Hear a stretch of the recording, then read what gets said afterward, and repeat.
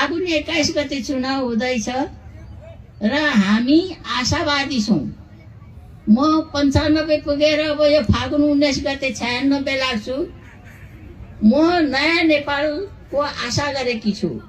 हाम्रा नौजवानहरूले, हाम्रा दिदीबहिनीहरूले, अब भोट हाल्ने हाम्रा दिदीबहिनी दाजुभाइहरूले सोचेर सम्झेर बुझेर नेपाल र नेपालीलाई माया गर्ने, नेपाललाई चिन्ने, नेपाललाई बाटो देखाउने, नेपाल के हो भनिकन यसरी बुझ्नेलाई चाहिँ अब भोट हाल्नुपर्छ।